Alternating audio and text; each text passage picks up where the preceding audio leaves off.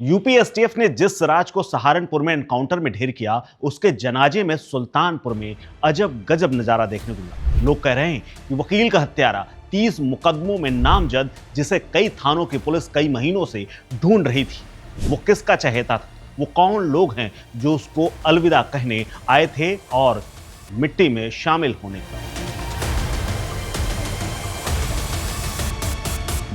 इस खबर पर कुछ आगे बात करें उससे पहले जरा ये नजारा देखिए, इन तस्वीरों को देखिए जिसमें बड़ी संख्या में लोग सिराज अहमद को मिट्टी देने आए थे। अनुमान है कि सुल्तानपुर में जब सुपुर्द खाक का वक्त आया तो करीब 4000 लोगों का जमावड़ा लगा हुआ था, वो भी एक गुंडे के लिए।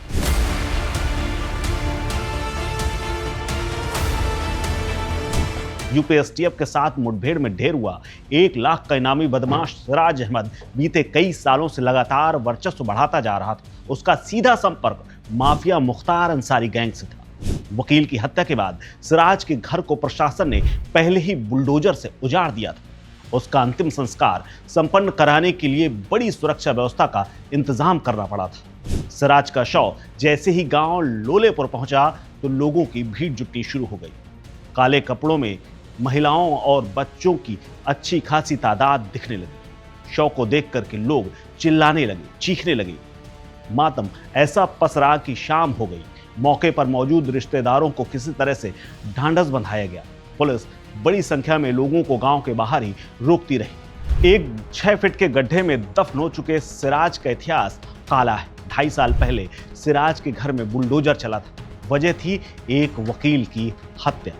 वकील सुल्तानपुर में 6 अगस्त 2023 को भुलकी चौराहे के पास से गुजर रहे थे। गैंगस्टर सिराज अहमद ने अपने साथियों के साथ मिलकर अधिवक्ता आजाद अहमद को ताबड़तोड़ गोलियां मार करके मौत के घाट उतार दिया था। इस हत्याकांड में नाम आने के बाद क्राइम ब्रांच समेत 3 टीमें लगाई गई थी, लेकिन सबकी सब नाकाम रही। सिराज चोरी छिपे घर आता और चला जाता। पुलिस की खूब किरकिरी हुई। इनाम सरकार ने 50,000 से बढ़ाकर 1 लाख कर दिया, लेकिन फिर भी पुलिस उस तक पहुंच नहीं पाई।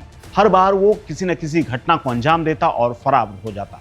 सिराज के घर पर बुलडोजर चलाया गया, करोड़ों की संपत्ति जब्त की गई, लेकिन उसका हौसला इतना बढ़ा हुआ था कि वो लगातार सरकार और शासन व्यवस्था के लिए बड़ी चुनौती बना हुआ था। सिराज के एनकाउंटर की खबर आते ही सुल्तानपुर में वकील आजाद अहमद के परिवार ने मिठाइयां बांटकर खुशी जताई। वकील आजाद की मां ने कहा कि बेटा तो लौट कर नहीं आएगा, लेकिन खुशी है कि अपराधी सिराज मारा गया। मुझे प्रशासन और मुख्यमंत्री योगी आदित्यनाथ पर पहले से भरोसा था। योगी सरकार में ये कार्रवाई होगी, ऐसा विश्वास मुझे पहले दिन से था। सिराज के खौफ की बात करें तो वो फरार भले चल रहा था, उसको पुलिस तलाश रही थी, लेकिन वो लगातार अधिवक्ता को मारने के बाद उसके पिता को भी धमका रहे थे। मोहम्मद सलीम चोरी छुप के घर से बाहर निकलते थे और बड़ी मुश्किल से घर वापस आ जाते थे, तो यही सोचते थे कि आज तो जान बच गई, लेकिन कल क्या होगा कोई भरोसा नहीं है। सिराज सुल्तानपुर का रहने वाला था। उसके ऊपर हत्या, लूट, डकैती, इन तमाम अपराधों के 30 मुकदमे दर्ज थे। साल 2023 में वकील आजाद की हत्या के बाद से लगातार उसकी तलाश चल रही थी। इसी बीच में सिराज का इतिहास भी सामने आया है। लोलेपुर के रहने वाले मंसूर अहमद, जो कि रिटायर्ड आर्मी मैन थे, अनुशासन और देशभक्ति की सीख लेने वाले मंसूर अहमद अपने बड़े बेटे मिराज को बड़ी उम्मीदों के साथ एनसीसी कराने के लिए भेजा था। सिराज को भी मेहनत से पढ़ाई लिखाई करने के लिए सीख देते थे, लेकिन साल 2006 का एक ऐसा